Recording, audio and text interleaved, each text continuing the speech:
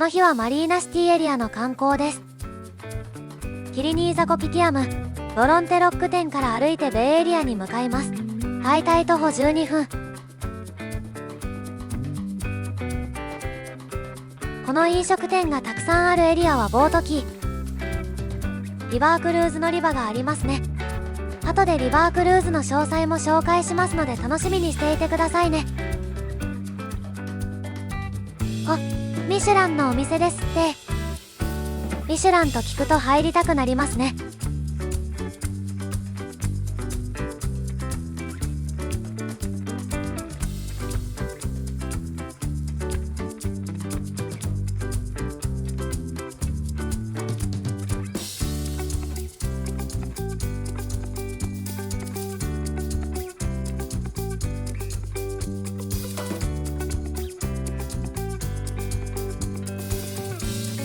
暑いのとトイレがしたいのでビルに入りました。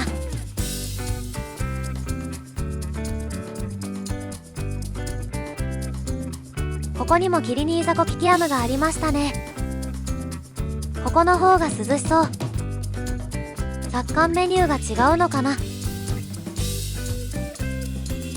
川沿いを歩いているとかっこいい橋が見えてきました。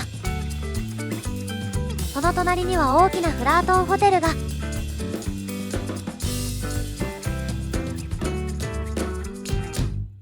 このホテルは1928年建造の5つ星ホテルです。シンガポールのラグジュアリーホテル。サービスやアフタヌーンティーが人気のホテルです。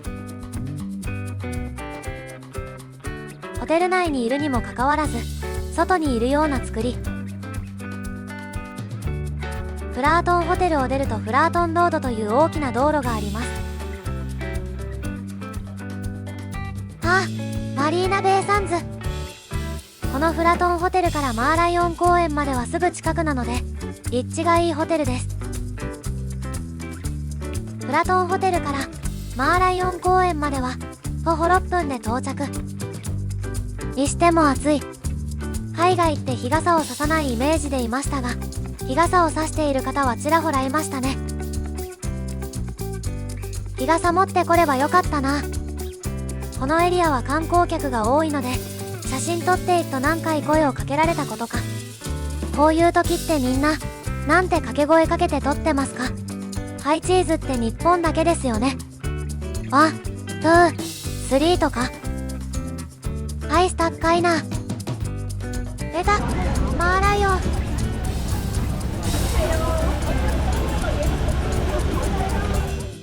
ン。アイス買ったんかい。マーライオンって頭がライオンで体はなぜ魚なのでしょうか。強いような弱いような。地図上シンガポールの上にはマレーシアがあるのですが、11世紀頃にマレーシアの王族が大荒れの航海中に王冠を海へ投げると嵐は静まり、獅子が現れシンガポールを発見し統治したと言われています。海の都市と言われていたので人魚見たくなってしまったのでしょう。ちっちゃいマーライオンは可愛いですね。眠たそうな目が可愛いです。こういうの一回はやりたくなりますよね。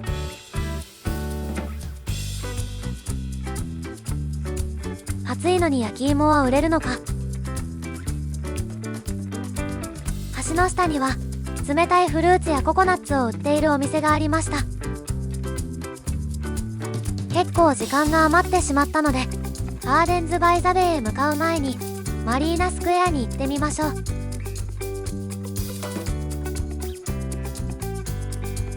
徒歩13分ほどです。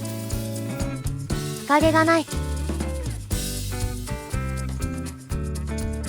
地元の雑貨屋さんでしょうか。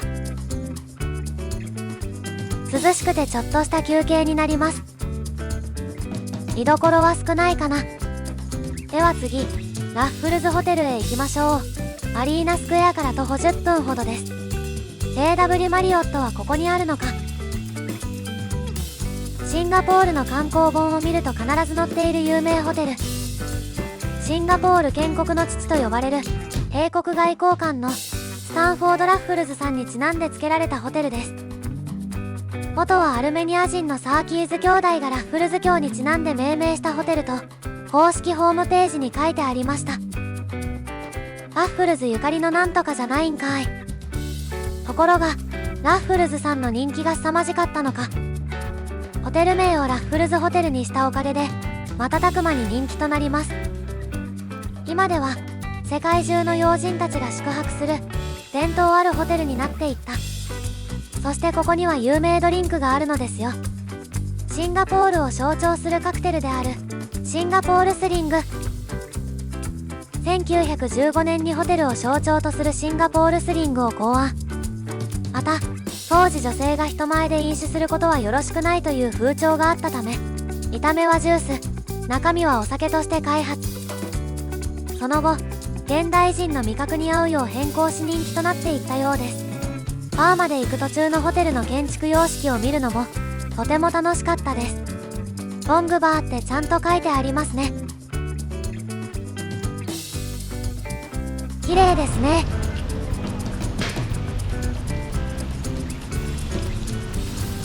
あ、ラッフルズさん。2階にあるんですね。人気なので夜になると列ができるらしいです。夜も素敵だろう。しかし日中に行ってみました。一組待ちです。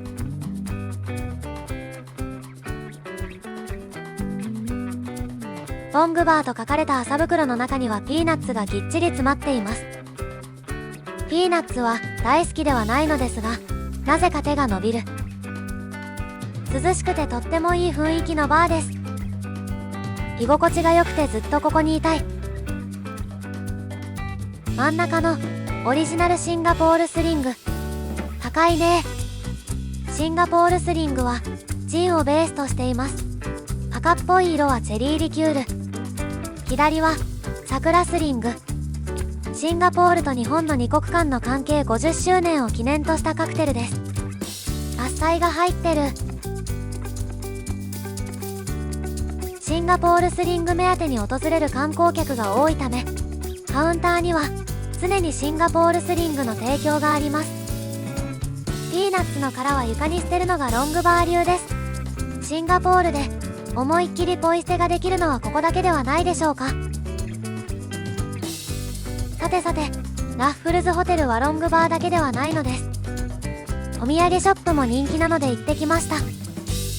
ここには先ほどのシンガポールスリング風味の紅茶や可愛いデザインのアイテムがたくさん売っています。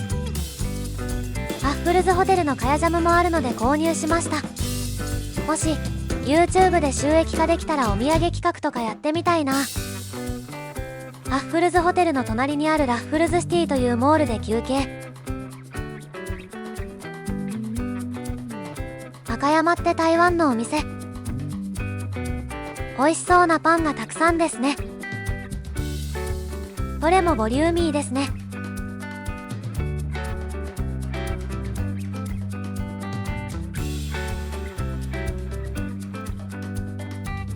位置的にはこんな感じで回っておりました。ここは市民戦没者記念碑がある公園。日本占領期に犠牲となった民間人犠牲者を追悼するモニュメントです。市民戦没者記念碑から一気にグラブタクシーでガーデンズバイザベイに移動します。7分で到着。もう歩かんぞ。このガーデンズバイザベイには無料エリアと有料エリアがあります。フラワードームとクラウドフォレストはクルックから購入していました。このガーデンズバイザベイでは熟練した造園デザイナー、園芸家、樹木学者、エンジニア、植物衛生、庭園及び芝生管理の専門家、植物研究及び卵育種の専門家からなる社内チームによってプロデュースされていますよ。地中海やサバンナ、砂漠まで様々な地域の花を見ることができます。季節のイベントもしているようで、私たちが行った際はチューリップフェアをしていました。注意点は、メンテナンス日は閉鎖されるので公式ホームページからチェックしておきましょう。この冷房付き温室は常に23から25度に保っており、3332枚のガラスパネルを張り巡らしたドームになっています。クラウドフォレストは緑豊かな湿地エリアには人工の滝があります。クラウドフォレストもメンテナンス日が設けられているので注意です。このエリアの温度も23から25度になっています。湿度は80から90度ですが、ここも涼しいので気持ちいいです。クラウドフォレストは通路が分かりにくいので見逃しをしないようにしましょう。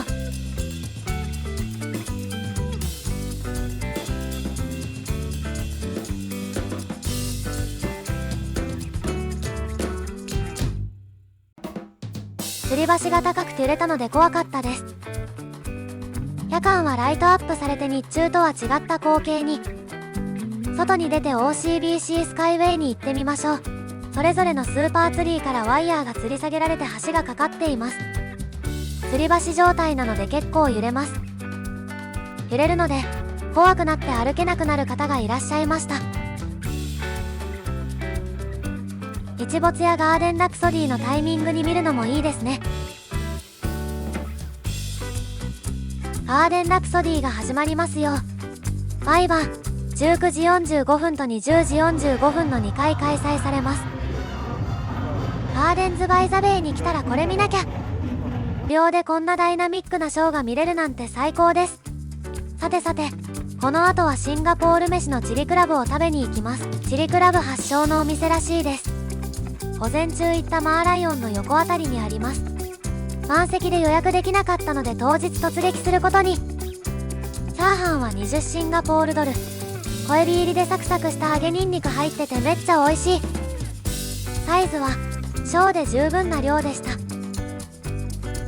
チリクラブの大きさは 1.6kg、1.8kg、2.0kg まであります。1.6kg をいただきました。ニンニクがガツンと効いた旨味爆弾のスイートチリソース。チリクラブと一緒にいただく定番の揚げパンは4シンガポールドル。カロリーを気にしつつも揚げパンを追加する。美味しすぎる。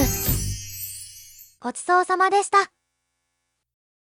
最後にリバークルーズの紹介です。シンガポールではマリーナベイサンズ前でスペクトラという光と水のショーが毎晩開催されています。このショーを特等席で見てみませんか。マリーナ湾のクルーズは主にこの2社、ウォータービー、シンガポールリバークルーズが再航しています。レーザーショーを見るには特別便に乗らなければいけません。私たちが購入した方法は概要欄に記載しておきますね。昼間に歩いたボートキーエリアだ。賑やかで楽しそうです。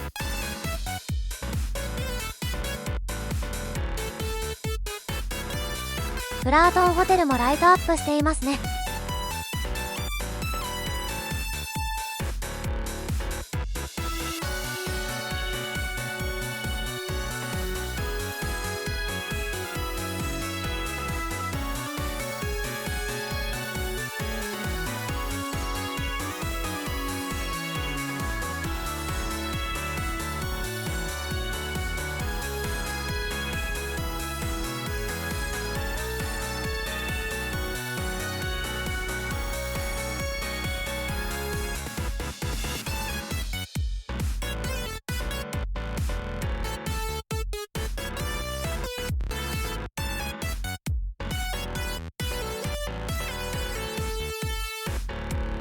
橋をくぐり抜けるとマーライオン。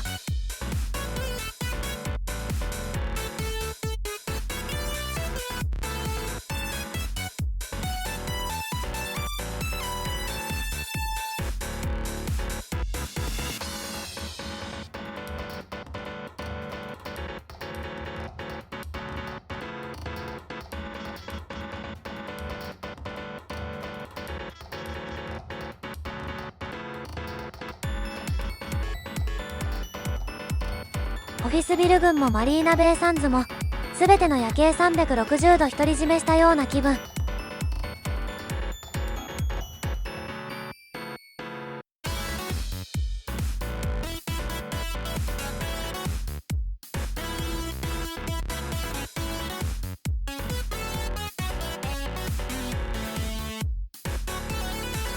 シンガポールフライヤーは疲れて乗れなかっ